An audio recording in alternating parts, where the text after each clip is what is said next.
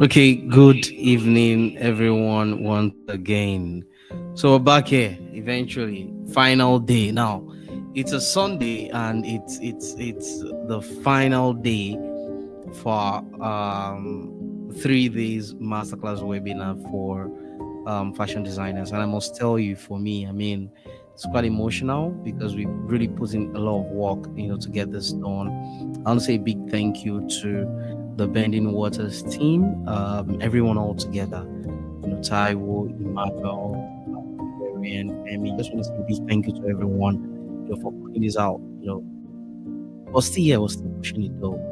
So today's the final webinar, and then Motolani will be coming on board to speak to us concerning structure, scale, for small businesses. And one of the things that really took my attention. I mean, you might not know, but yesterday's session feels more powerful than the first session, and I feel like we haven't given that first session enough. Sorry, the second session, which was yesterday's session, we're not giving it enough attention, enough viewership, because there was some things that the Mr. Bode spoke about, the founder of SEO. There were some things that discussed on that yesterday's session, and it was really powerful. Where it was talking about Google My Business for small businesses and how you can be strategic about your positioning, about your keywords, to be found, using directories, business directories in your country. I mean, giving us those things where, and it showed us, for example, how there are thousands of who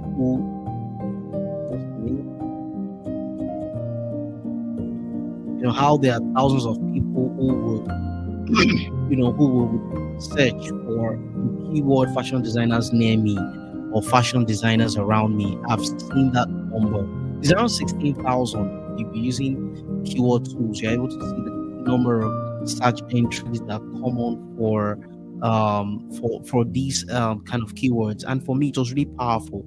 And I feel enough people didn't join that session. And you sort of would have overlooked it, but trust me, you need to go back to that session. You should go back to that session. And we're also going to be creating excerpts from that session so you can probably get it in bites and you're able to consume the contents much easier. So you're welcome once again. Good evening, everyone. So just give some few minutes for the others to join us.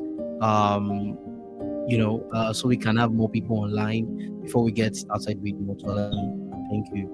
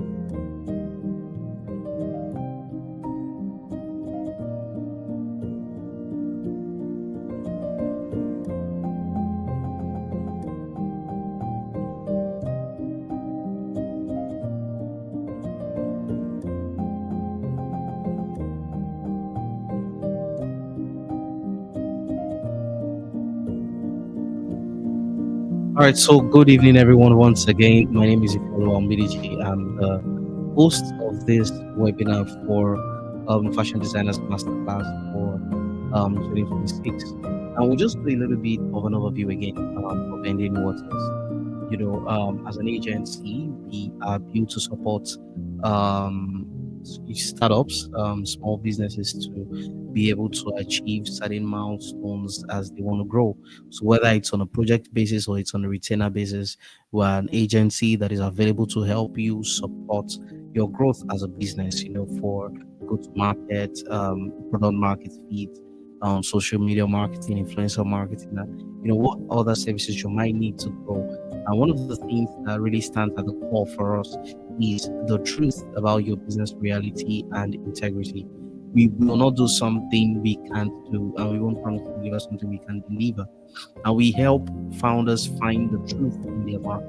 Sometimes you find out that projections you're probably given to this is on how to maybe grow your business is quite different from the reality of the market. So you want to know what exactly is the market and what's the right strategy to scale in the market. And then, so the services that we offer generally is to cater to the specific needs of startups, such as website design and development. For instance, you see what our speaker yesterday, the SEO specialist, Mr. Bode, spoke about yesterday when he was talking about the local SEO, how to get found on Google Maps, setting up your Google business, the keywords, the pictures, the images, and how you sort of like update your profile to help your business be much more visible around the community. You saw that there are thousands of people everywhere looking for fashion designers around them. So you want to position your business for visibility in the community. And one of the things he mentions that really helps the ranking of businesses is website development, which luckily is something that we offer. So in case you need services for website development, my team, excuse me, my team had dropped the link in the chat yesterday. I'm sure they'll be dropping the link right about now. You can just fill the form and let us know if it's service you're going to be needing. And then with regards to branding, we mentioned something as well about you being very percentage brand. So you have a logo and it's very important you always have a logo with all your medias, so all your media assets. That will you is able to identify the assets that are belonging to your brand and then rank those images or those videos, parallel to your brand. And so if those contents find visibility, it also, traces back to your brand and gives your brand that visibility. And so we also have services such as social media marketing. We have services such as SEO, AI SEO as well. We also support small business owners with personal branding services. We could help you with your writing your business plan, also with your media setup, podcasting. Very importantly, as well, something we've done for quite a number of startups, go-to-market strategy. We also help you with email marketing automation and CRM management. We also help you with your paid ads. You're going to run paid promotions on Facebook, on TikTok, on Twitter. We also help you we also do influencer marketing, creative marketing as well, and public relations, helping you amplify your voice, amplify your content, amplify your impact. And finally, is that we also support with business portfolio design. So you want to build your portfolio as a business, your profile as a business is one of the things we consult for, and more importantly, your marketing strategy. I believe that if there's going to be any marketing campaign that should do well in the market, still grow in the market, it's more of a question of strategy. I know that you agree with me. So by the time we look at a quick recap of some of the things we saw from starting from when we started this webinar on Friday, we had seen how that as a business, if you're going to grow, you need to focus on leverage. You need to think about what you're able to leverage to grow. You're looking at the four views of the business, four strategic ways that you can grow. Looking at clients, not just people. So who are your clients? Your client is that person who you're sewing custom made dresses for, you're having custom designs for, just for the person to feel loved, feel beautiful. And many times this part of business is quite tedious. It's a lot, trust me. It's a real lot. And I know, right? So it's one of the parts that takes maybe time as a fashion designer. And so if you're a fashion designer and you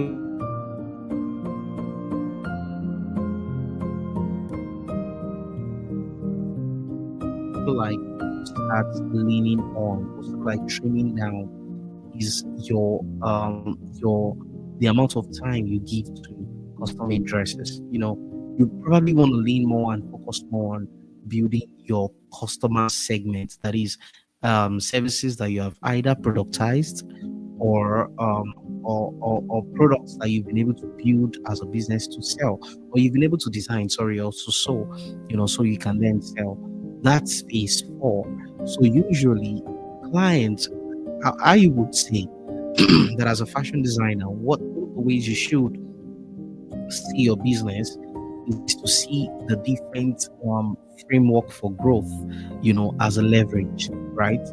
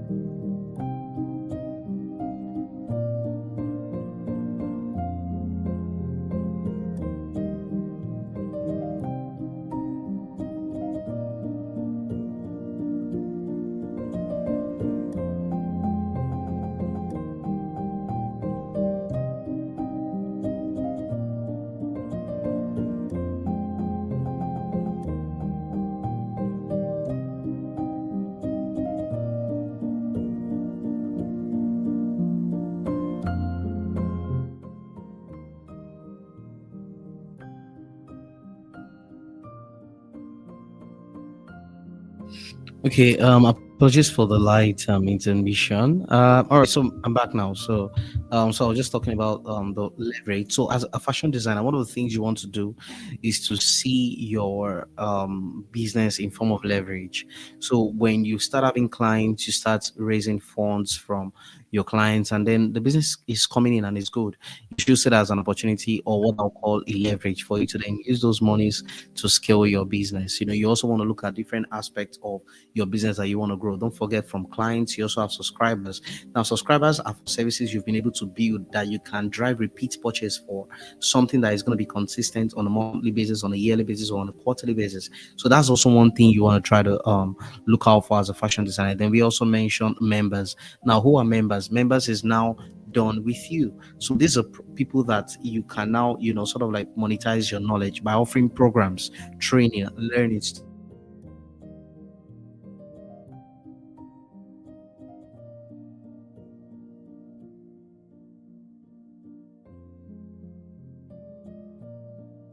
them.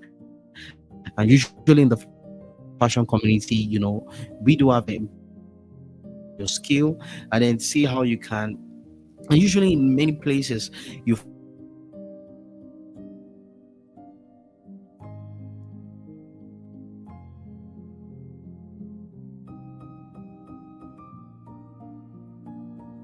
one but you find people want to learn this, maybe create awareness for your business, and have people you can transfer this knowledge to. And that them, they are the one paying you, and as they are learning, they are also offering their services while they work for you. At some point as they begin to grow. And then you also want to lean on more or around the customer segment, where you've now been able to productize some of your services, productize some of your skills, and you maybe now maybe products you're probably selling as a pack. Maybe 10 a batch of wristbands, headbands, headgears, depending on whatever it is that you're sewing, and then you are able to sell them in bulk, not just doing one, but putting them together to sell them in bulk. They could be in different colors, different design styles. These are products I can sell. For example, they are dresses, t-shirts, that maybe words that are currently trending, and you just have them designed on a t-shirt, and then you're selling them. That's also one of the things you want to leverage. So what you're doing in your business is you want to build leverage that allows you to be able to save time, or free up time for you to focus on other areas of strategic growth for your business. And I haven't said that It is my immense pleasure to want to, at this time, introduce a guest speaker to us, Motolani Abe. I'll be happy to bring that up any moment from now. She's going to be speaking to us around business structure. And trust me, she's a consultant in this space. I'd say now is the time to begin to gather all your questions together, put your questions together. It's really going to be an awesome time. And I feel like the session we had yesterday, again, around that particular Google My Business section, you need to go and rewatch it. You seriously need to go and rewatch it. And I need to mention this as well. For those of you that are watching us now and you're yet to subscribe to our YouTube channel, I mentioned, for example, on the first day, how that we had over 100 viewers at that time, and with that number, it was only just around. Okay, someone was asking if you could mute the background sound. I think it's sort of like distracting here. So around um I sort of like lost my train of thought. Yeah, the focus where it was talking more around Google My Business section. I'm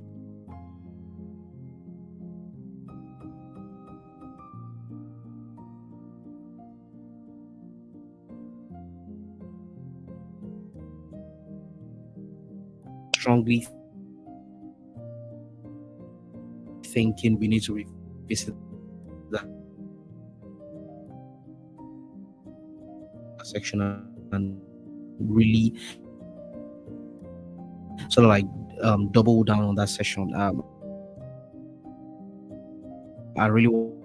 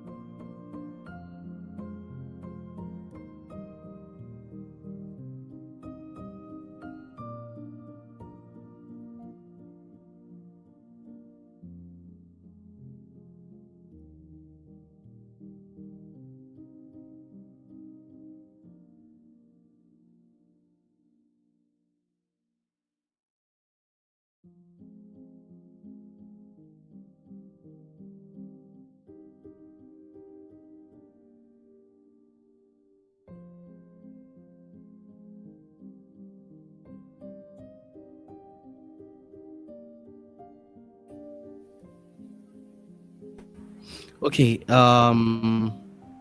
I'm here now. Wow, she's here. She's here. Good evening. Good evening. Hi, good Good evening, evening, Motolani. everyone. It's nice to have you here. Thank you so Thank much. Thank you so much. I was just about to read your bio. Can you just give me about 2 minutes to just read? Just let me just do some bio here. So, Motolani Abe is currently serving as the business and operations lead at Ned's Factory Company, where she oversees strategic initiatives, streamline operations, and foster client relationships to deliver measurable results. And with a proven track record in business development, team leadership, and operational efficiency, she helps organizations unlock their potential by identifying opportunities, solving complex challenges, and building frameworks that ensure long term success. She's deeply committed to empowering businesses and individuals to achieve clarity, purpose, and excellence in their pursuits. Whether she's working with startup, SMEs, or large corporations, our focus remains on transforming ideas into actionable strategies that yields tangible results. And beyond that, she's like a big sister to me, and it's a real privilege to have her join us here. Not just a big sister, she's also a mentor, from school days, and it's a real pleasure, Mutolani. Thank you so much for joining us. Thank you so much once again for joining us. So over to you. The floor is yours now, man. All right. I want to believe that you all can still hear me. I cannot see Yes, we can myself. hear you loud and clear, and we can see your Okay, but can beautiful you also see face. my screen? So our support team is going to be sharing your slides right about now. Oh, So so I it's going can to be stop coming up sharing. now. Exactly.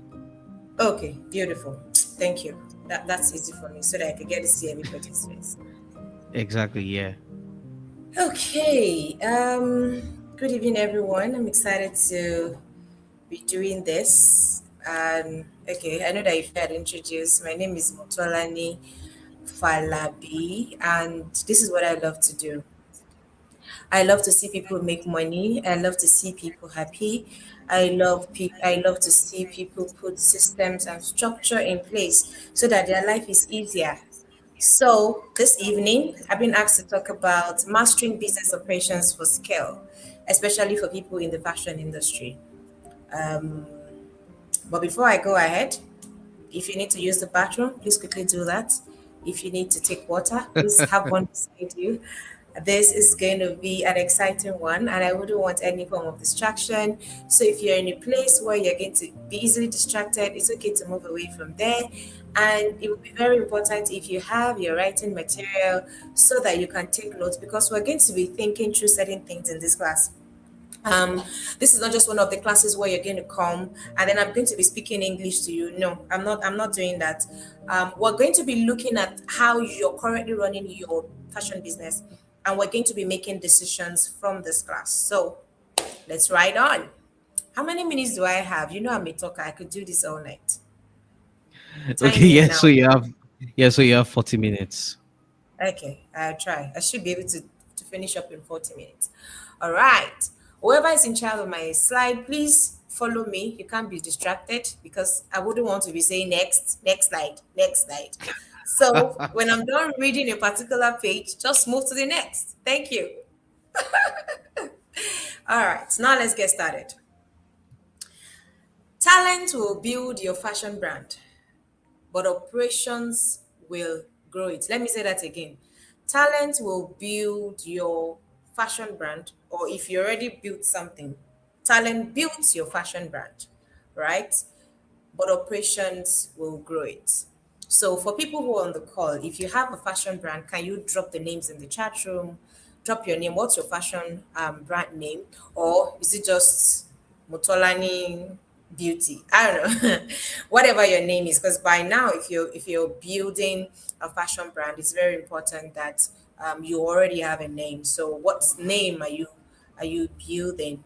Okay, is it possible that I'm able to also see some of the names? I know I Okay, can yes, see, but it's it smaller. should be possible. Yeah. Yeah. So Um, I can see. I can call them out for you. Okay, please go ahead. Rose by Midday. Did I see that correctly? Yes, yes. Okay. So if you have a fashion brand name, please go ahead and share with me. Let me see. Because, yes, talent has built what you have. Okay, I think I can see it myself now. I can see Roses by Midday. Amazing. Let me see who else has dropped theirs. If you have a fashion brand name, please drop it in the chat room. Talent, Yeah, there's the also MJ ability to. Designs, Reyes Couture. Okay, I could see all of that. Emray design, beautiful, beautiful names. If you're joining us, keep dropping your fashion brand name. But what we're talking about now is that yes, your ability to make beautiful outfits, the talents that you have. Some people will say, "Oh, it's inbuilt. I didn't really get to learn. I just learned the basics, but I'm very creative. I'm able to make beautiful outfits. Amazing." That talent has been what has built what you have. But if you want to make it bigger, if you want to be like the Vicky James and the big fashion guys, then it is important that operations is put in place because that's what would help you grow. Next slide. Why most fashion businesses don't scale? Why most fashion businesses don't scale. I'm going to talk about four common realities that fashion owners, the business owners, that they experience. Number one is brilliant designers who are always busy but not profitable. Every time they ask you, where are you? How are you? You say, oh, I'm very busy. I have too many outfits to sew. Amazing. You're a brilliant designer. You make beautiful outfits, but you're always too busy and you're not making money. So if your family and friends are not able to reach you, we should at least when we call for events and you say, "Oh, I'm too busy, I can't show up. I have so many outfits to make. I have so many customers that I'm unable to deliver." At least if there's a family function, you should not be able to send money because I'm too busy. Oh. It means that while I'm very busy, I'm making a lot of money. But the reality for a lot of fashion designers is I am a brilliant designer. I'm always very busy, but I'm not profitable. And that is because we have not put systems in place that will help us see the costs that we should put in place for every of the things that go into our business operations. So, for example, you get somebody who makes a dress and she says, I buy the material for 2000, I buy the lining for 1000. Example, I know there's probably no cost that is like that. But for quick example, material is 2000, lining is 1000, and then my workmanship is another 2000. And now you are saying that I have 5000. You are forgetting that there is a cost to thread. You are forgetting that there is a cost to power that you're using. You're forgetting that there is a cost to the space in your room where that your machine is sitting. Because whichever way, at the end of the year, you will pay rent.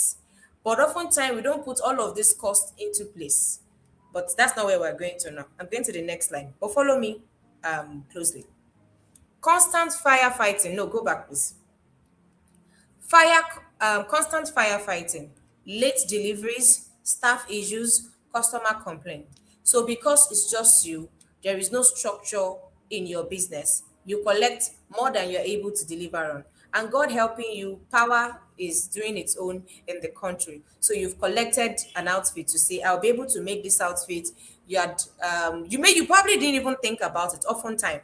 But let me even, before I make any assumptions, how many of you, when a customer comes to you and they give you an outfit, how many of you calculate, or how many of you right now on the call know how long it would take you to finish an outfit? Let's say you want to make a two-piece jacket, this kimono jacket that we now wear in a with ajire and pants. How many of you know how long it would take you to cut, to sew, to do whatever it is you need to do for that on that clothes? I want to see in the chat room. Just drop it. I can see your comment. How many of you know how long it would take you?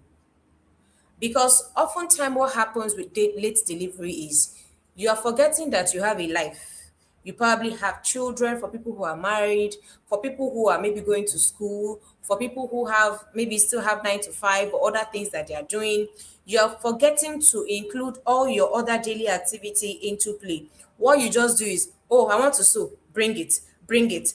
Not putting into consideration that it will likely take me maybe 2 hours to cut this clothes. It will probably take me another 8 hours to join all these clothes together and remove the fashion, the to do the finishing, put button, put zip, put all of those extra touches to finish up the work. You did not do the proper calculation of time. And then you have taken and you only have 2 days. Somebody say, can you deliver in 48 hours? You're forgetting that there's an issue with there might be power outage in your area where you don't have power. I probably don't have generator to be able to do the things you want to do. Not putting all of those things into place, it becomes constant firefighting. So people are complaining, oh, I gave her clothes, she didn't deliver on time. She's not because you're not good enough, and I'm sure that you probably have had that experience. Not because you're a lazy person or you're unable to deliver. Some things, one thing or the other, just comes up and you were unable to deliver it. These are the common reality. Staff issues. Some will say, oh, I have 2 people working with me, but those people, they don't show up on time. They are not good enough. When they make outfits, I have to still correct them. Now, customers are complaining. They are complaining about maybe the lining or the measurement was not accurate or there's something that you didn't pay attention to. Common realities. Owners are doing everything, so you are exhausted and there is inconsistency in the quality of the output, of the outfit that you put out. You are the cutter, you are the pattern crafter, you are the person sewing, you are the one finishing, putting button and everything. And because you have multiple customers who are bringing their outfit, you are exhausted, and not for lack of skills, not for lack of creativity, but you consistently come up with low quality outfits. And then people begin to complain, ah, why is she sewing like this? And she's very good, oh. And I'm sure that for people on this call, is that happened to you before, where you know that you can do this job, you know that you do a great job, but for some reason you made a terrible mistake on an outfit and you did not figure it out until the customer pointed it out to you. How did it make you feel? I'm sure you felt, oh my God, this was an avoidable mistake. You can't blame yourself. You were exhausted, and that will bring about inconsistent quality. Not because you didn't have capacity for it, but you are the one doing everything because there is no system in place.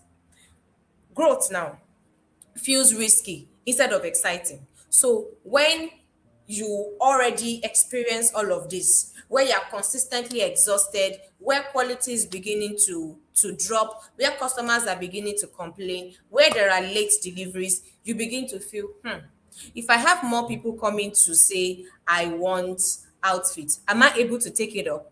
That way, growth feels risky instead of exciting for you, because now you're scared, you're worried. If I take in more outfits, will I be able to deliver?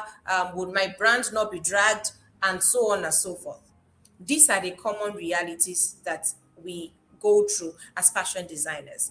Now, I want you to tell me, which of this common reality would you say is for you? Just do number one, number two, number three, number four. Or if it is all of it, or if it is one, two, or if it is three and four, let me know which one relates to you. I want to see that in the chat room. Brilliant designers who are always very busy. So if you are that person, I'm always very busy, I always have things to do, but I'm not making money. Or you are that person who you never meet deadline, your staff don't show up, or you don't even have staff at all, or you've had customers who are now beginning to complain about your work. And another set of people are, oh, I'm the one who is doing everything. So maybe your own is number two and three put together, or your own is number one, two, and three put together, right? So let me go into the chat room and see what people are already dropping. And if the last one is your own, where you say growth feels risky instead of exciting. Yes, I want to grow my business, but I'm worried. I am scared. I don't know if it's something that I can do, because I'm thinking, if I have more clients giving me clothes, will I be able to meet up? Would it affect my brand eventually? Let me know which one relates to you in the chat room. So somebody says, for two P's, sewing takes me 2 to 3 days, but I give my clients, what do you give your clients? I can't see what you have there. Okay, she gives her client 2 weeks for delivery. That is a brilliant one. To say, if it takes me 2 to 3 days, that's how long it's going to take me to make this outfit. But whichever way, I will give my client a 2 weeks window to say this is how long, so that I have time to make it, regardless of what happened. If the power company, like, they should not bring power in 1 week, I have enough time for me to be able to meet up with my responsibilities to them. Somebody says number one, two, three, and four. Amazing. So I'm talking to people who actually need what I want to talk about, because these are common realities right now. All right, let's move ahead. Good. Next slide, please. But I can see one, two, three, four. Good. One, two, three, four. Scaling is not about more customers. Let's talk about that. When we're talking about scaling your business, it's not just by, oh, I used to make 10 outfits every month, or I used to make 20 outfits every month. Now I want to begin to do 50. That is scaling. No, that's not what scaling is. Scaling is not about more customers first. It's about the system that can handle more customers. Let me say that again. It is about the system that can handle more customers. Because the question is, if you're already doing 10 and 20, and you already have the challenges, like you see, oh, my common reality now is I have the one, two, three, four. Someone said just the two and three, right? To say I'm already overwhelmed. My customers are already complaining. I know that I can do this, but I'm stressed, I'm strained, and then it doesn't look like I'm giving quality anymore. What you need to do, first of all, is to begin to put systems in place. So scaling, when we're talking about scaling, we're not here to now say, oh, let's help you now begin to sell 20. Maybe other facilitators had helped you with that and talked about it, but you need to be able to put systems in place to be able to accommodate the customers, the new customers who will be coming in. to your business. Next slide, please. All right. Now, what does operations really mean? Your business operations, what does it equal to? It equals how work gets done when you're not personally supervising everything. How do you get the job done? How does order come in? How do you get clients who says, I want to sew with you? Are you the one who is talking to people every day? Do you even talk to people every day? Do you know how clients come to you? Or are you just leaving it to chance and waiting that someday, somebody will come and ask me, can you sew for me? How many people on your contact know that you can make beautiful outfits? How do you get orders? Are you selling on social media? Do you have a platform? Do you have an office or a shop somewhere where people can pass through and see that you make a make? How do you get orders? The second thing is how designs move from sketch to fabric to sewing and to finishing. So when a design is given to you, or when you want to come up with a design by yourself, the question is, from the sketching, can you even sketch to say, okay, this is what this person wants? Let me sketch it down in paper. What does it look like in paper? What does it look like when I design it? I think that's called pattern crafting. And then to the fabrics, what fabric would bring out this beautiful design? I have had to work with a fashion designer before. I told her the design that I wanted. Beautiful design. And the material, she's really good at sewing, but the material she used for that outfit was not the right material. I'm not into the fashion industry, but when I saw the outfit, I knew the outfit cannot make sense because the material she used for me wasn't the best fabric for the style that I wanted. So when you have been able to design to say this is the style that I want, you've been able to sketch it. Then the question is, how do we go about getting the fabric to be sure that this fabric is the best one? Who goes to get the fabric?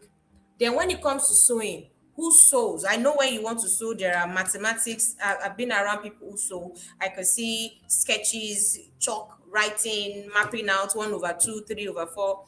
I didn't even know that mathematics is involved in what you guys do, right? But who is in charge of all of this? When you're done sewing, who ensures that the extra threads are out of the place? Who ensures that the button is in the right place? I had gotten an outfit before. I think it was a suit, can't remember. And my button was not in the right place. So that I was unable to button that the pants for that suit. And I couldn't wear it for in fact, I don't think I've worn it after that time. So the question will be that who is checking for all of those things? How quality is checked? Who checks after you have made the outfit to be sure that what you have done is a good work? How timelines are managed to say if it's going to take you 2 to 3 days, who ensures that that 2 to 3 days is what you are actually going to use to make the outfit? How customers are communicated with, where people have complaints or they want to make inquiries, who are they reaching out to? How money flows in and out of the business? When people pay you and you go to buy material, how else do you share the rest of the money? Or do you just think, oh wow, I just made another money, and then you think it's shawarma money, or you think it's lunch money, and then you begin to spend the money because somebody had just paid you to sew for them? What operations really mean is all of these things. The day-to-day running of your business from start to finish. When somebody makes order, when you get the material, when you understand the style that they want, when you cut the material, when you sew it, when somebody who's checking what the quality of the outfit that has been made. Because you made the outfit, you might not see the errors that you have made. And running quickly, don't worry, you can go forward. All right. There are 5 operational pillars that every fashion designer must understand. The next slide, but let me quickly go into the chat room and see what people are saying in the chat room. Somebody says 1 and 3. 1 and 3. Also, how is it possible to manage the third issues when you're an upcoming brand and can't afford to hire people to do the job with you? Do we take less job, or what is the best practice? Okay, that's a question, but let me read through all of this and then we'll come back if you still have that question. Do you understand? Go back. Is this number 1? Okay, yeah. We're talking about the 5 pillars, and number 1 is clarity of business model. Yes, I understand that it's just you. But then we have to be clear.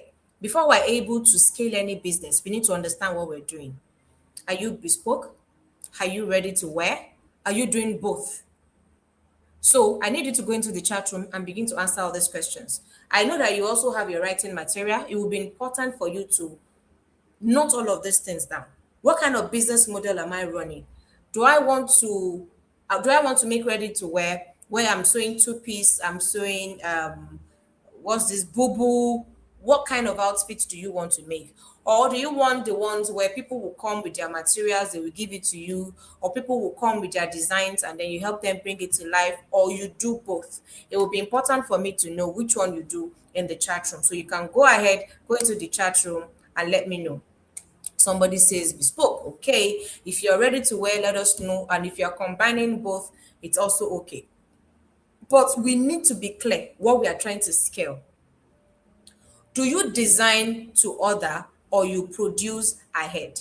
So if you're saying I do ready to wear, right? Would it be that, oh, it is when somebody wants to make that ready to wear that I now make it? Or I produce ahead, I have a lot of outfits made already, and then I begin to give it out, I begin to sell it, I look for how to sell it. Maybe I have 10 outfits per time that I want to sell, or when people request to say, I want a two piece, or I want a boo boo, I want a pants and shirt, that's when I begin to make. You also need to be able to answer that question in your notebook. And if you're also able to share in the chat room, I'd really appreciate that, because now we're trying to get clarity on the business model that you are running right now, because that way we're able to scale.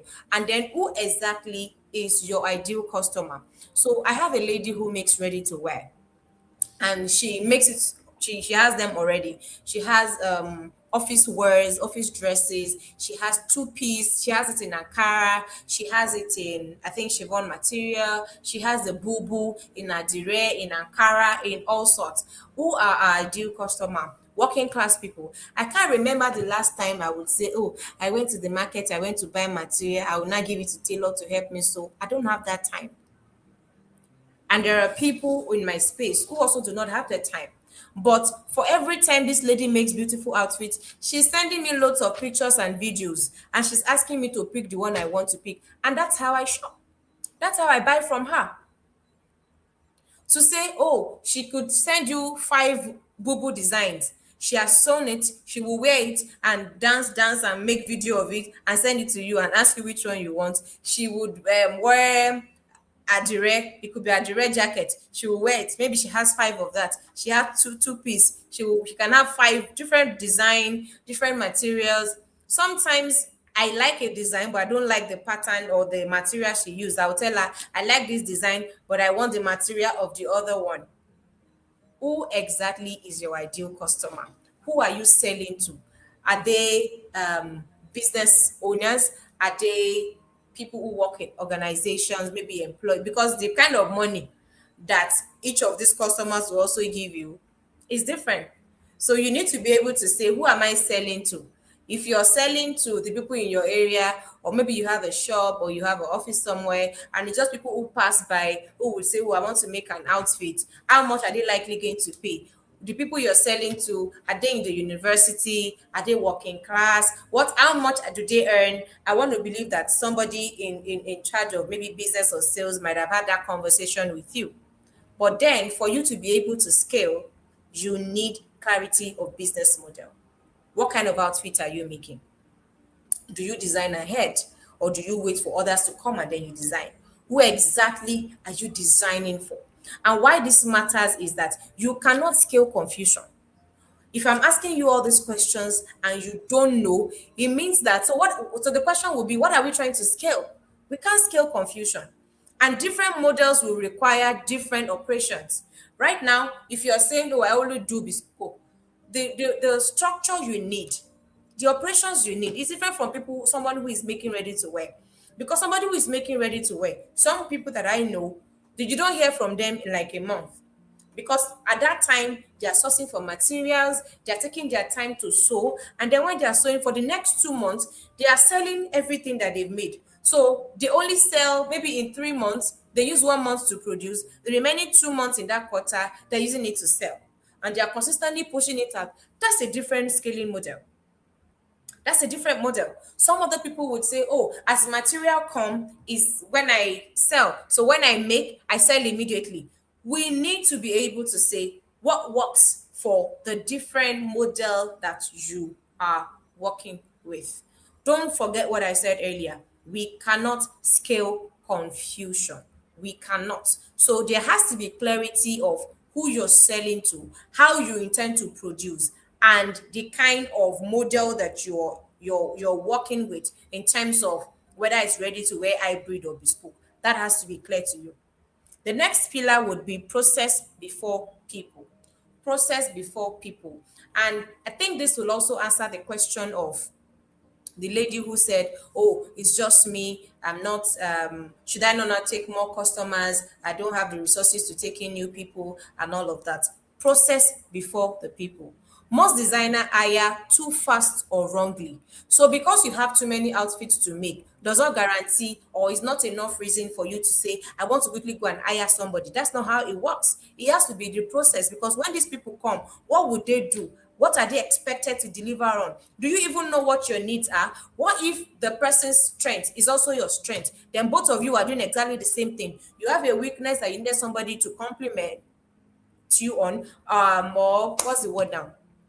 For someone to assist you with. But no, you have hired somebody because you now have more jobs who cannot help you with the places where the places that is a place of weakness for you.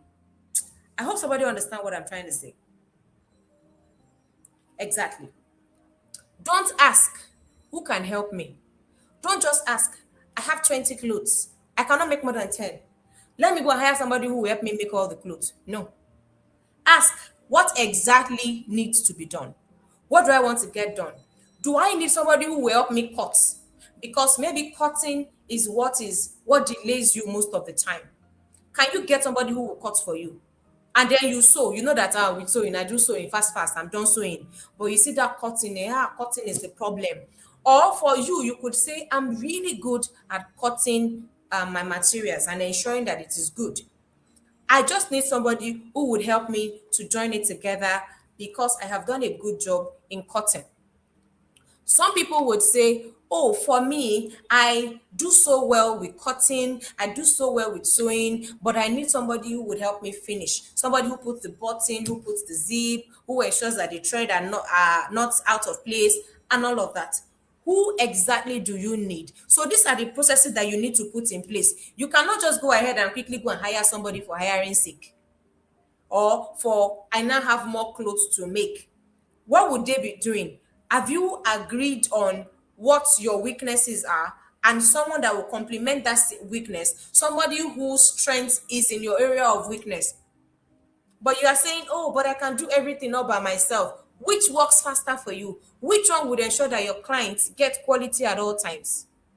Which one can you delegate? Then you want to introduce a very simple workflow for your outfit. Order intake. How do you get orders? When people, is there a place where you are taking note of every order that came in? Name, Fola Shade, what does she want? Wedding dress. What's the duration that I've given to her? 1 month. Then another person, Chike, what does he want? He wants kaftan, malam style. As did he give you material? No, I will need to be the one to buy. We need to be able to note all of these things. For every customer that you have, do you have a database for them? Do you have their names written somewhere? Whether on a board, on a piece of paper, on your laptop, an Excel sheet that you have created. Ade gave me clothes Monday, 22nd of this. Was material given? No, I would have to purchase material. How long or when should you get the material for you to be able to meet up with this? So when this one did not give you material, that means I'm sourcing for material but for myself. When is the deadline to have gotten material? This is you putting systems in place. This is you putting the process in place before people come. So that when you hire somebody, they look at the details that you have and know that when we get material, within 48 hours of getting it, we need to cut it. Within 72 hours of cutting it, we need to have finished making it. What is your order intake. Pattern cutting. How do I cut? At what point do I receive my material and begin to cut? How long does it take me? If you have been able to do that schedule of all the people that you have, all the clients and customers who have given you clothes or who have made orders, and you have their names, you can look at your life on a one sheet and say, okay, I have 10 outfits to deliver this month. But you can forget if you are not noting it down. And that is how you will just remember 2 days to when the person wants to collect clothes. You say, hey, whoa, I have not made this person's clothes. I have 2 days. And then you are in a hurry. You begin to, run etasketa to see how you can deliver. And then someone, and you've just collected another clothes today. And you told the person is ready in 1 week. Chaos. So it's important that you introduce simple workflow for how you take orders, for your cutting. Are you cutting all the designs that you have in one day? And I know that Mondays are for cutting, or Mondays are for shopping materials, Tuesdays are for cutting. I'm going to cut everybody's material down. I will cut it down and then put it together. And then on Wednesday to Friday, I will sew this person's clothes. Or in the morning of Wednesday and Thursday, I will sew this one. By afternoon, I will sew this one. So that I'm sewing everybody's own half. Or I want to finish sewing, depending on the kind of designs that you are making. If let's say, oh, I make ready to wear, I want to make shirts on Tuesdays. I want to make pants on Wednesday, so that I'm using the same, maybe the same energy or strength to say, oh, shirt is more difficult to sew, or I'm going to do the collars and the, I don't know what they call the sleeves, and I'm going to I can't remember what this middle part is where you put the buttons. If that's what you're going to do on Tuesday, you have to be able to make a flow of how you are going to finish an outfit. How do I sew? When does the person come for fitting? Is it one day to when the person needs the outfits, and then you do the fitting and then realize that there are a lot of errors, and then you are not able to meet up because the person probably wants to travel tomorrow, or the person wants to wear the clothes tomorrow. When you are done sewing, who checks for quality control that the thread is not losing? I've had to make dresses that I've only worn once, and I can see that a side of the clothes had loosened because it wasn't properly tacked. And I personally don't have strength to now be returning clothes back to you and say, I might just abandon the clothes and not wear it again.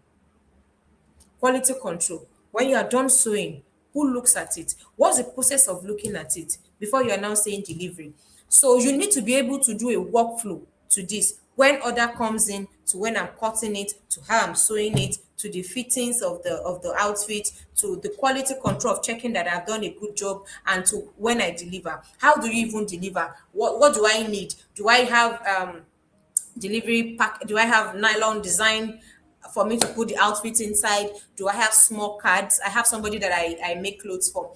She would always put a small card into it, and the way she packs the clothes, even you want to wear the clothes the following day, the minute you receive it, because of the packaging.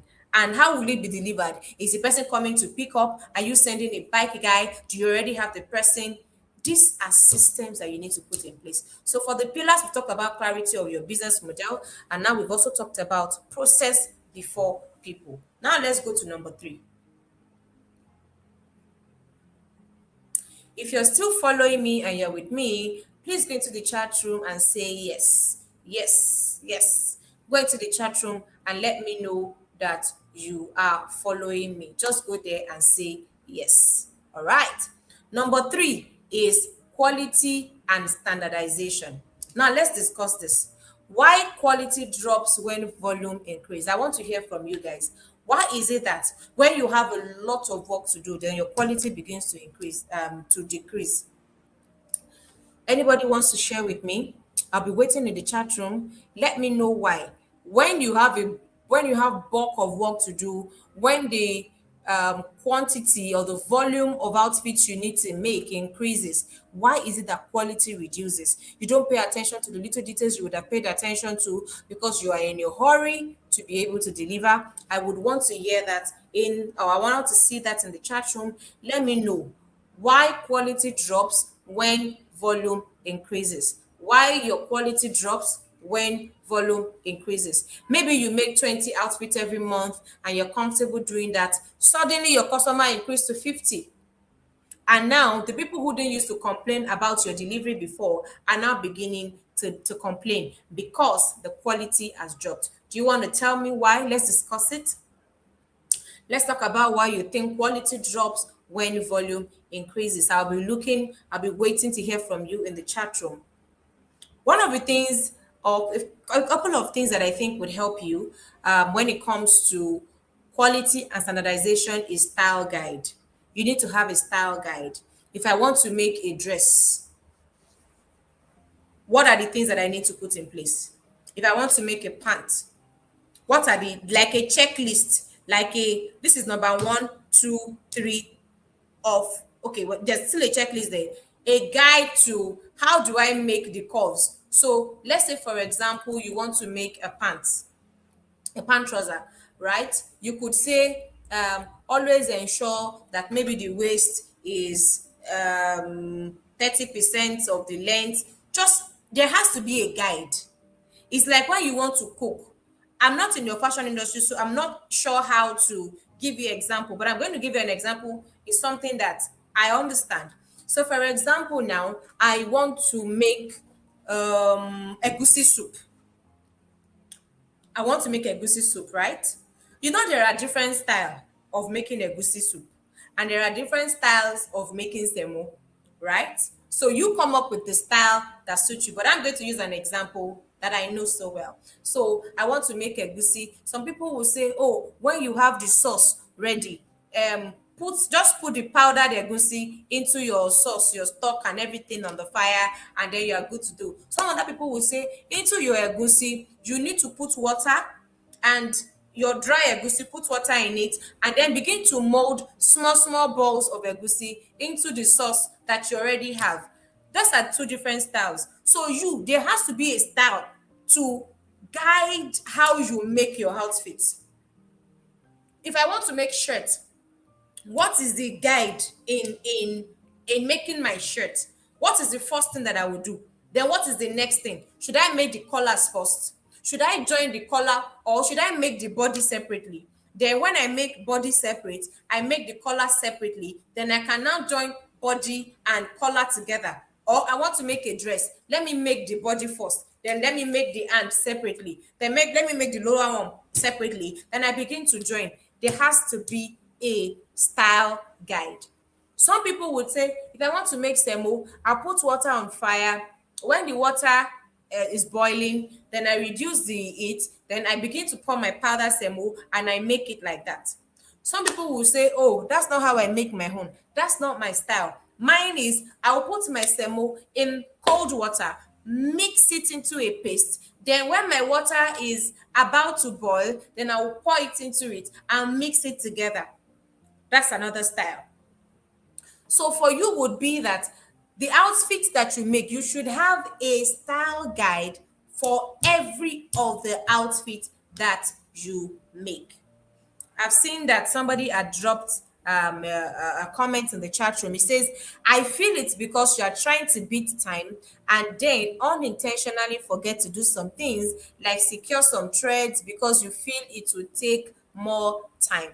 Exactly. This is what happens when we have volume of work. There is a lot to do, and somebody is just telling us why quality drops when volume increases, because there is no checklist. And that takes me to measuring standard and the finishing checklist and clear rejection criteria. These are the tools that would help you ensure that you deliver standard at all times. You can't say, "Oh, because I have more work to do, so I'm down, I was in a rush, I was in a hurry." There's nothing like "I was in a rush, I was in a hurry." That is why you have a style guide, meaning I will do it this way, this way, this way. And that's why if I cook my egusi or I make my semo, I would always have the same result, because there is a style, there's a pattern, there's a system I put in place to how I do it.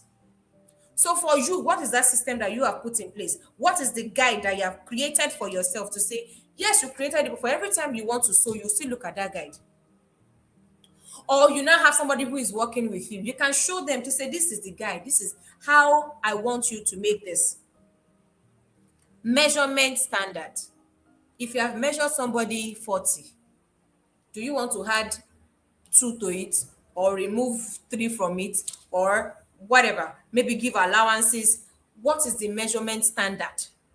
If my collar is, I've measured somebody's collar, what is the standard measurement for the collar? If it is the waist, or what are the standards for a size 10, for a size 8, for a size, and then you want to look at it. What are the other things that you need to look at? Because somebody might be a size 10 and be bigger up and lower down. Somebody might be a size 14 or a size 16, and they are, the proportion of that upper part and lower part are not the same. There has to be a measurement standard to say, if this person is bigger up, this is the standard. If it is lower, smaller down, this is the standard. If it is a perfect size 10 or a perfect size 12, this is the standard. And that's how you see somebody, people make clothes for me and they don't have my measurements. They just say, send me your picture. I send them a picture. And then they send me outfits. And it's my perfect size. I don't know how they do that. I'm not a fashion designer. I'm just somebody who is into business and operations. And my job is to ensure that your life is easier based on the operation, based on the systems and the structure that you're putting in place for your business. Finishing checklist. For every time you make an outfit, there is a checklist to say, I must cut. After cutting, I sew. After sewing, I must check for thread. I must check for. She talks. She said the person who made that comment, Glory, said something about secure your threads. I must check that all my threads are secured. If there's anything called check to be sure that your threads are secured. To be sure that there is no missing button. To be sure that the button that you put is in alignment with the hole that you have put across it. You know, some people, they'll make shirts for you. The button is here and then the opening is here. And then you will see that they made a mistake and they corrected it. And it will be obvious. You would have seen it. Check rejection criteria, clear it, and say, this is unacceptable. When a cloth is made and I spot this error, or you look at it, the side of the outfit is, there's no straight line there. No, it's unacceptable. You make clothes and it's not a straight line and is, I can see zigzag, unless that is the design of the outfit. If it is not, it's unacceptable. To say, no matter how tired I am, no matter how close the deadline is, these are clear rejection criteria. I will not send out an outfit like this. For me, it is that I will not serve anybody semo that has cocoa. I would rather make another one. I will not ever give my visitor semo with lumps in it. If there is an error with it, we will take it back and go and look for how to fix it. That is what a clear rejection criteria is. To say, what is something that is unacceptable, that me, I cannot give it out. If this error exists on this outfit, if it means that I will work overnight to do it again, that's what we will do. That's how you check for quality and standards. You're not going to say, no, there's so much to do. Yes, there's so much to do, but standards and quality is also very important for you to be able to grow your business. Because standard protects your brand, your sanity, and your customers. Next one, please. I need to be sure. How many more minutes do I have? Please let me know. I still have a couple of slides. What number are we now? Number 4. Have we done number 2 and 3? Go back, please. Okay, yes, not notebook number 4. If how many more minutes do I have? I don't know how long I've been talking. Or is my time up now? I cannot hear you, but I'll just continue while you tell me how many more minutes that I have. Okay. Number 4 is numbers as a growth tools, not fear. Designers often avoid numbers, so let's simplify it. What is the cost per outfit? If I want to make 2-piece, what are the things that I need? I need the material, I need lining if there is need for it, I need thread, I need buttons, I need flacket, I don't know what you guys call, what are the things that you need? Put a cost to it. Would you need somebody to make a design? Maybe if you are making a boo, do I need to give it to someone who will make a design in front of the adire or whatever it is? What is the cost of me sitting for 4 hours? What is my cost per hour? Oh, I want to collect 2K per hour, and it will take me 4 hours to make this. So my workmanship is 8,000 naira. My machine, I will charge for machine maybe 2,000 naira. That's 10K. Material will cost 10,000 naira. That's 20K. To go to the market to buy the material, it's about 3K, but that's not the only material I'm buying. Since I'm buying other material, let's share the cost. Maybe tife comes to 500. Thread, yes, I already have thread. I bought it 1,000 naira, but the thread that I would need to sew this particular one, maybe it's 100 naira. You need to put a cost. You need to break it down like that. That space that you're in, somebody is paying for it. If you have your own apartment, are you not paying rent? Is it when it is time for rent, 3 months to when your rent will expire? You now say, hey, how do I get money? Oh, they will pursue me. No, all of these costs have to be put into how much you're charging per outfit. Pricing for profits, not popularity. Charging for profit. Let people just know that I make beautiful outfits. Let people know. Make Let your pricing ensure that you are making money. Make money. You put in the work. I think that fashion designers are very intelligent people. You know why? Do you know the level of thinking that goes into designing?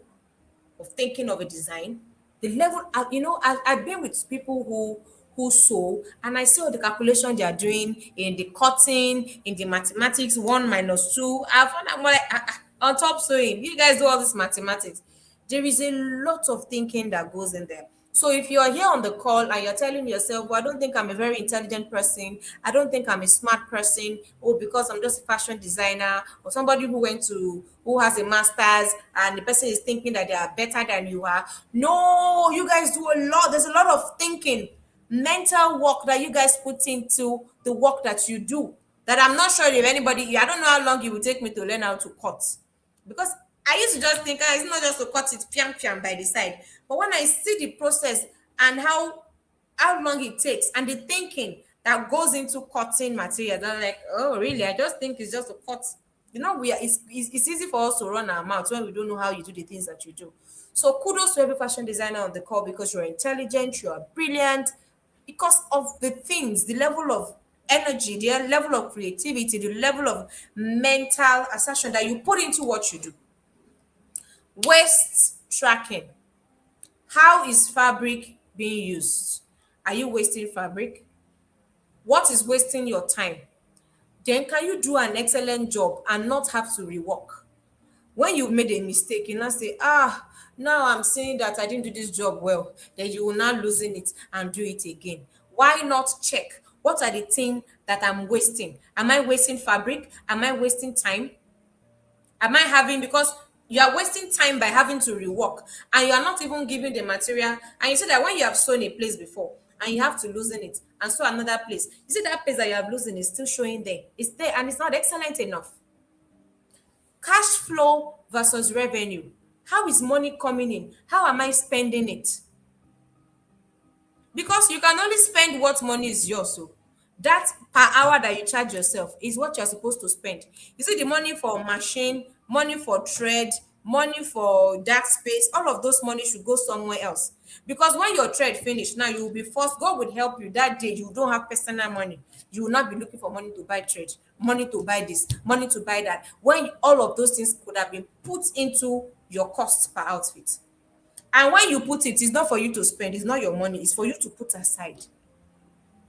Because your machine can develop faults.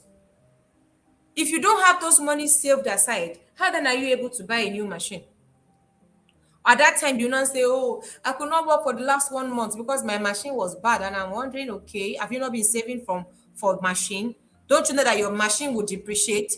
Don't you know that one day that machine can pack up and decide not to agree with you again? I woke up one day and my freezer decided not to work. Because I have plenty food in that freezer, I could not afford not to allow it waste. I looked for who will fix it for me urgently. So your machine is a machine. You can wake up tomorrow and the thread refuse to, that one that comes down refuse to come down, and it's hanging, and it will require servicing. But if you're not be putting money aside for it, how then are you able to do that maintenance at that time? God helping you, you have 3 outfits to deliver in 1 week. What are you going to do? And then you begin to ask people, oh, please borrow me money. That's because you have not put that systems in place to be able to put aside some cash. If you don't know your numbers, growth will punish you. Growth will punish you. You will be having a lot of orders come in. You will be spending the money as they come. You will refuse to keep buying the things you need. Maybe you bought 10 rolls of thread, 10 packs of needle, but because of the inflow of work, you are just using, and you are not taking stock. You should even be taking stock of your colors. Oh, do I still have red? Do I still have green? Do I still have this color? Do I still have needle in case of emergency? I've had somebody who said, I wasted 1 pack of needle on a particular material because the material was too strong. What if you don't have extra and you have to work overnight? Or something happened suddenly, they did not open a co-market because something happened. We don't have control over these things. If you don't know your numbers, growth will punish you. It will look like punishment, and then you're scared, and then you're wondering, you know what, I don't even think I can grow more than this. I don't want more customers at this time. I'm okay with this. Why? It is, you have not put systems in place. Numbers are supposed to be a growth tool, not something that you dread or something that you fear. And that is why it is very important that you do proper costing per outfit. Proper costing per outfit. The number of time it will take you to sew outfit for a size 10 is different from the number of hours it will take you to sew outfit for maybe a size 18. So don't say, and when I sold 2 piece, it's 10K. What happens to 2 piece that is for a size 16? Because if it will take you 2 hours to sew outfit for a size 10, he likely will take you 3 hours to sew outfit for a size 16. So what is the plan? Are you adding money to that extra 1 hour? Are you charging for that extra 1 hour? Or you're just giving a flat rate? Oh, it's just 10K. Any 2 pieces, 10K. These are things you need to put into consideration. Next, I think my time is up. Let me see if I can quickly run through this last one. Okay. The founder's role must change. If you want to scale, your role must change. And this is where transformation happens. Look at the different stages for growth. Stage one is designer, I do everything. And it's okay to be in that stage. Don't rush to go and get people that will help you when there is no system in place for that. Do you have more customers that they can assist you with, or you just want to feel like a big madam or a big oga, and that's why you are employing somebody so that they will know that you have arrived? You too, you now have somebody. No. If stage one is where you are, it's okay. You are the designer who is doing everything. And that's why you need to schedule it. What am I doing on Mondays? Is Saturdays for markets going? Then Sunday is for resting? Because you need to put rest into your schedule. If not, you will break down. And don't forget that the work you do is work of sitting down almost all day. You're on your machine. Your back will be affected. So you need to stretch. You need to exercise. You need to stay hydrated. Stage one, designer, you're doing everything. Stage two, designer, and you have somebody. That is, I have moved from it's just me. I now have somebody. And don't forget what we talked about earlier. For you to have somebody, what is it that you lack? What you lack is what you are hiring for, is who you are bringing on board. Or you want to train somebody. Somebody says, oh, I know how to sew, but I don't know how to sew properly. Then they come to learn from you and you have an agreement. You will work with me for maybe 2 years. It's either you pay me, or when I'm done teaching you, then you will work for me for so amount of time before you leave. Then the stage three is designer as a creative director and a business leader, meaning that I'm not necessarily the person who is sewing, who is cutting, who is doing all of those things, because I now have people who are helping out. All I'm focused on is the design of those outfits and how to sell it and move the business forward. So the question will be, what should only you do? And what must the business function? Let's start with the first one. What should only you do? Right now, let's start with how many of you have more people?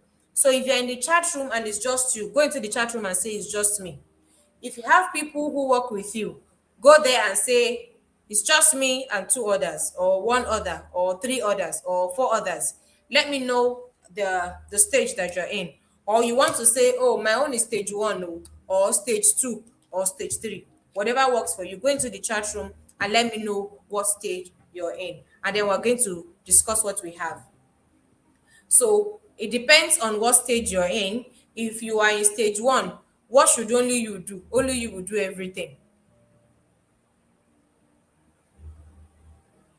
right? Just me. Fantastic. So it means that you're the only one doing everything. So the question for you will now be, Glory, what do you do on Mondays? What do you do on Tuesday? What do you do on Wednesday? Have you crafted your design? What are you doing differently? So on Mondays, am I cutting? On Tuesdays, am I sewing? Or I'm just in a hurry to say, I have three outfits. Let me just finish number one and then do number two. You know, I've given a clothes to a tailor before, and I thought that the event was 2 weeks from when I gave her, only for me to realize that the event was that weekend. If she didn't have systems in place, I'm not sure how she would have met up. I had gone for a wedding recently, and I made my agbada in maybe less than about a week. I totally lost track of the date, and they gave me material. I just didn't have time to send it to the person who wants to make it. My suit was ready in 24 hours. I told the person who made the suit on a Wednesday morning, and I had to travel for the wedding on Friday morning, and I collected it on Thursday afternoon. So the guy had maybe 24 hours or maybe 30 hours thereabouts to work on it. So if it is just you, how do you want to, what system do you want to put in place to ensure that things are easy and seamless for you? It's the same way if I want to cook, right? Let's say I want to make my same egusi soup as an example. Am I washing my ugu? Keep it down. Boil my meat, put it one side. The crayfish I want, I have grinded it. The maggi, I have removed the wrapper. I have put salt down. I have put my palm oil out. So that when I'm ready to cook, I'm pouring my pepper, I'm putting my maggi, I'm putting my sauce, I'm putting my locust beans, I'm putting my crayfish, I'm putting my meat, I'm putting all the things, I'm just pouring everything together.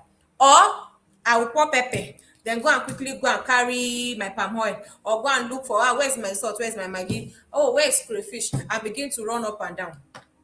Style different, but one has a process in place. You have done all the things that you need to do that will make life easy for you. So with better systems, with better process that you put in place, life is easy for you. And then you need to know how long it takes you to make the different outfits. When you want to make a dress, how long does it take you? Document it. And this second question under let's discuss is for people who are beyond stage two. Because what we want to say is, what must the business function without you? How will the business function when you're not there? To say, okay, when I'm not there, there is a system that I've put in place. There is a style guide. There is a checklist of what we need to look at. Next slide. So now that we've identified what stage you are in, you need to put systems in place to ensure that you're not overwhelmed and you're able to deliver. And then to say, if I want to get more people to sew from me, who are the people that I need to collaborate with? Is there somebody that I need to work with? Do I need to train a girl who just finished secondary school and want to learn a skill? Maybe you're just training her on how to put buttons first, or you're just training her on how to put zip, or you're just training her on how to. So as she grows into the role, when you are done making outfits, she assists with that. For people who say, oh, it's just me, it's just me, it's just me by myself. How do you scale without chaos? What to fix first? Fix your workflow from order to delivery. Fix it. When I receive an order till when the person gets the outfit, what are the things in between? And what are the duration? When I get the order, I go to market on this day, or maybe you want to go to market twice in a week. Or by now, you should have somebody who sends you pictures or who know the fabrics that you need. You should have vendors who will be sending materials to you and say, "Oh God, do you have this one? Do you have that one?" So that it's not every time you go around the market and. But I don't, like I said, if what works best is let me go to market and feel the texture by myself because I don't have a permanent customer, that's also okay. But in the case where you make ready to wear, you already have an idea of where you're buying from. But with this is where I buy button, this is where I buy my materials. I'm just requesting for colors, I'm requesting for patterns because you have tested the person over time and you realize that they sell quality material. So number one is fix your workflow from order to delivery. Fix quality control. It is very, very important. You don't want to, like someone like me, if you make a dress for me and it's not good, I might not complain, but don't worry, I won't come back to you. But most likely I will complain because I paid you for that job and you can't do something less than what I expect and you expect me to say, oh, kudos, well done. No, I will definitely let you know. So quality control is what you want to fix. How do you ensure that you deliver quality outfits all the time? And then the next thing is fix pricing and cost clarity. Fix your pricing. Don't just randomly say it's 10K to sew this outfit to. Do your costing depending on the style. Somebody had made an outfit for me before and then came back and said, sorry, you need to add more money. I have a budget. If it was not okay with you, you could have told me from the very beginning. I just see her and give her the extra. If let's say she's asking for 5K extra, I'm like, no, I'm not going to give 5K extra. Maybe I can give you a 3K extra. Because what were you thinking? Why didn't you think about how much it will cost you? You just don't call price. So someone say, how much does it take to sew this? Just say, oh, give me a minute. Do a quick pricing and check. And if it is a material that you feel, oh, I don't know how much they sell this material in the market, tell the person, can I get back to you? But the range will be between this and this. So that the person is prepared. And then the next thing is train or restructure your team. This is for people who already have team that they are working with. If there's anyone on your team who you think is not doing a good job, you might want to take time to train them or restructure and put them where they can better function. If they are good with finishing, move them there. If they are good with cutting, don't force somebody who does better with cutting to go and sew. Let it be that everybody on your team is functioning in their area of strength. And of course, introduce simple tools. What are the things that could make sewing easy for you? Do we need to have pattern crafters or pattern crafting? Do we need to learn how to do that so that it's easy? We have sewn with paper, we know how it works, and then we're now trying. It is important that you try all of this. What are the tools that you're going to use? What makes your life easy for you? Note that scale is built before demands explode. You need to be able to scale. And don't forget that I said scaling is not having more customers. Scaling is putting system in place to accept or accommodate more customers. So when you hear scaling, it is that are you ready for the number of customers that are coming? So people might not come. You might not have more people who wants to do business with you because you have not built a system that will accommodate them.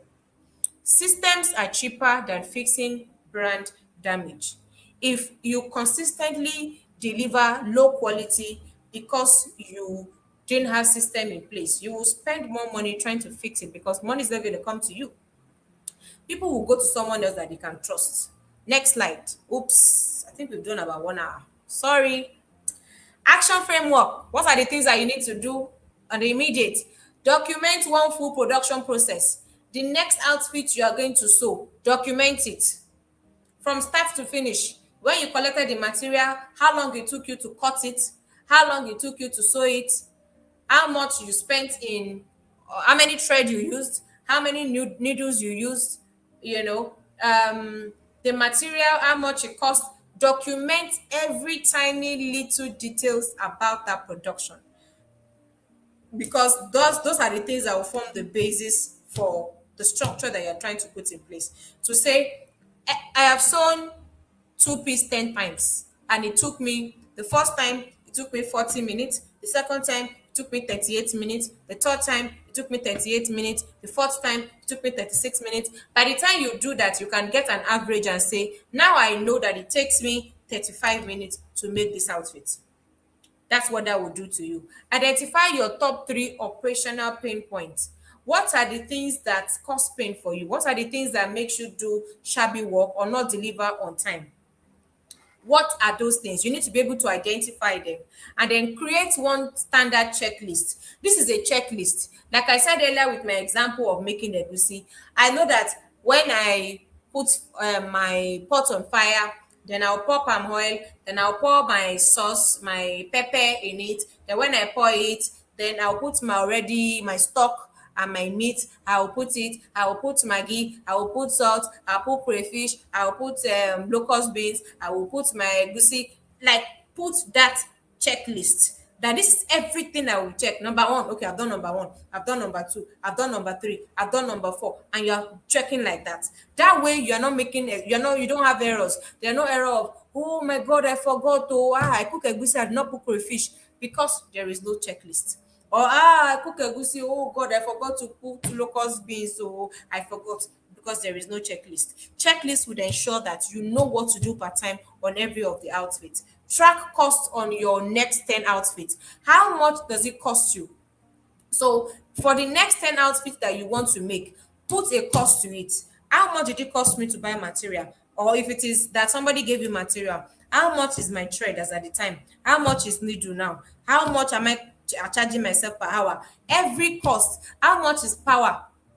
Maybe, oh, there was no light to use generator. Check every cost. Check every cost. Track it, write it down. I spent this, I spent this. In fact, when I was sewing this outfit, I drank one coke and I took gala. Track all your expenses.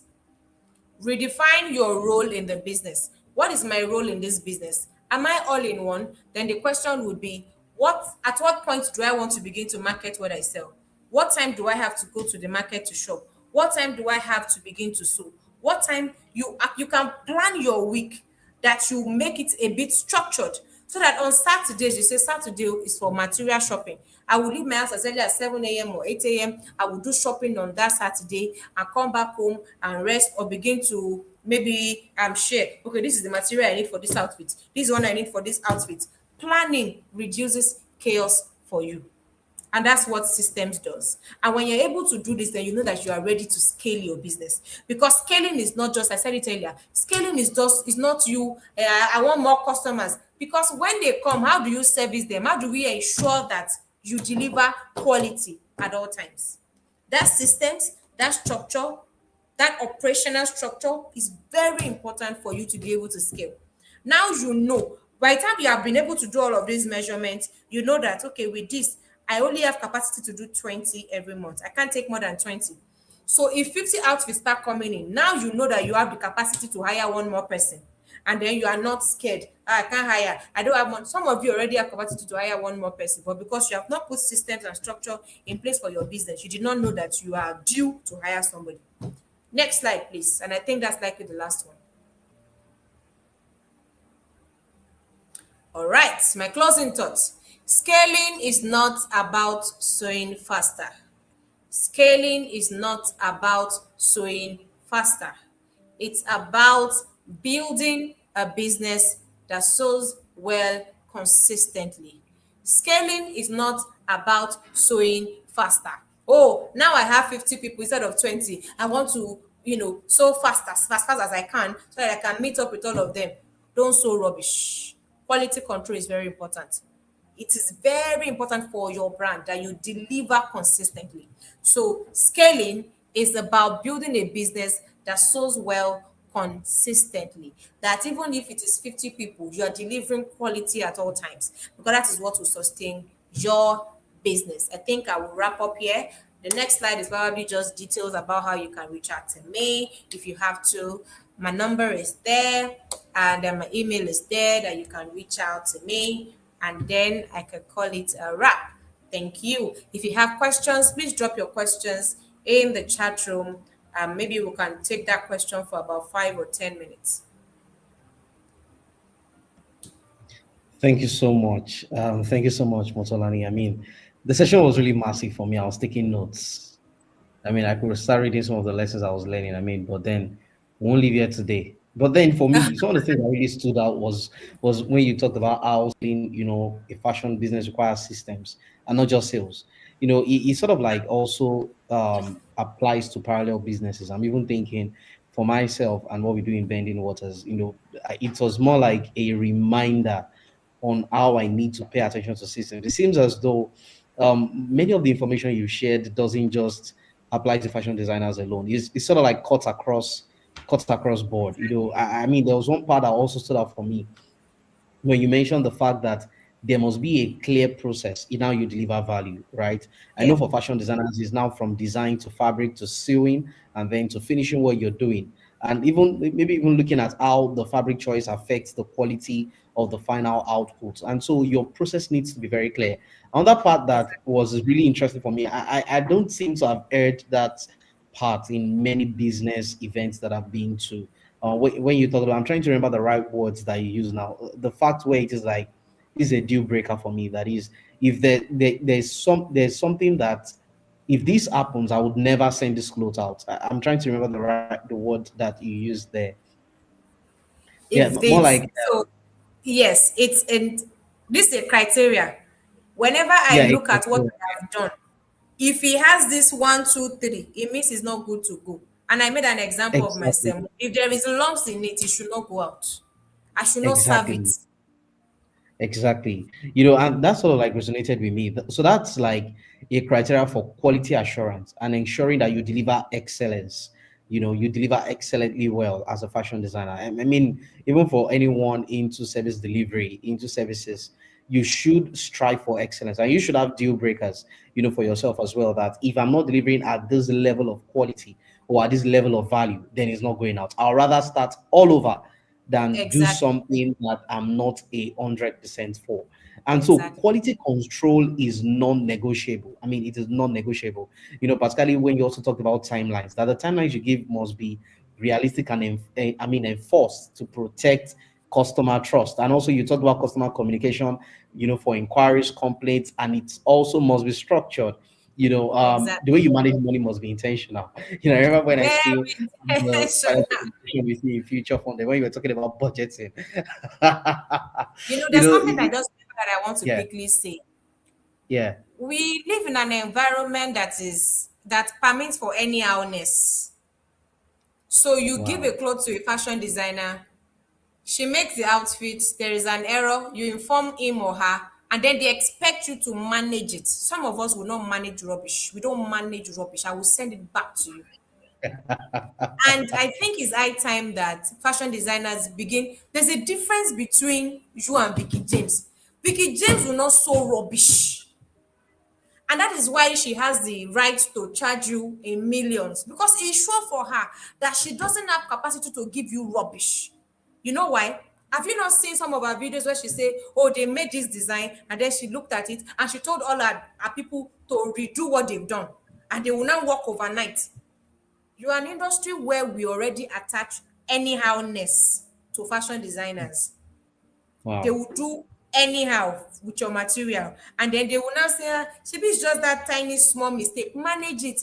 No, I can't, I won't. If I manage it, I don't take you serious, I don't come back to you with good money. When you want to sew cheap, you know where to go to. If you're somebody who there is always error in the outfit that you give me, because you have not been the quality assurance person yourself to check the quality of work that you have done before you sent it out, I will always come to you for with the cheap ones. The oh yeah, oh you she's there, oh, I don't have money to spend, let me just go to her.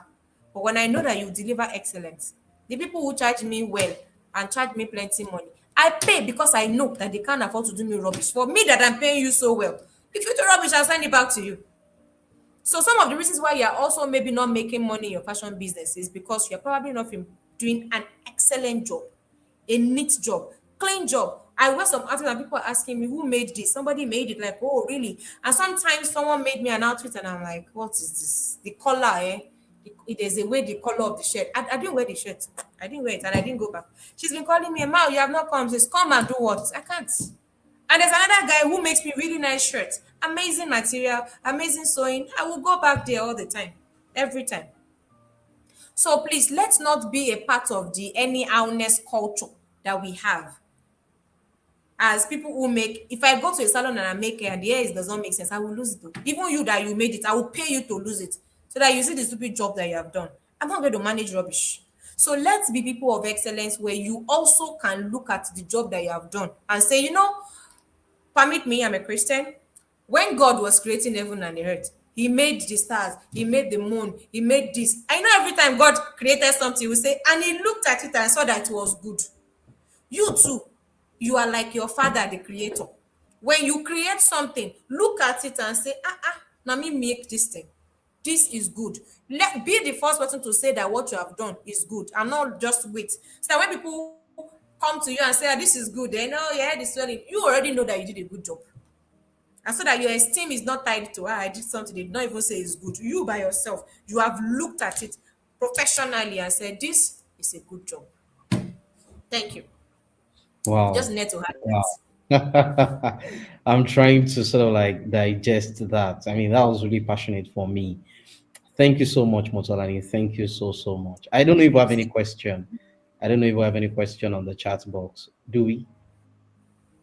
Not yet. Well, I can see that they have your phone number and your email already, and many of these guys are already in our community. And I'll say thank you to everyone that joined the call as well. Thank you to all our amazing fashion designers. I saw how they kept reposting our groups. I think currently we have about 154 fashion designers in our community, and I know we still have some in our emails who are yet to join the WhatsApp community. Maybe all together we should be going to around 160, 170, and we're hoping to take this to 1,000 eventually. Want to build an ecosystem that is really and strongly supportive for fashion designers, starting with Lagos and then we expand to Nigeria and then the other parts of Africa. And so today's session, for me, it was about understanding that growth in fashion business, it is not sustained by talent alone, as Motononi had mentioned, but by systems, structure, and standards. And very importantly is the fact that we have to establish what scaling requires, which is putting process in place on how customers find you, how others come in, how designs move from sketch to fabric, sewing, finishing, quality control, and then delivery. So operations is not just simply how your business works when you are not personally supervising everything, right?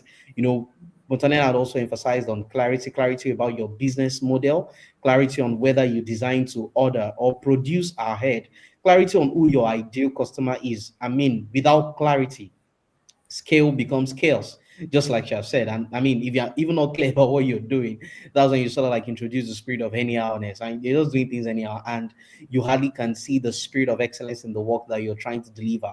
Now, tying all of these together is the spirit of excellence, right?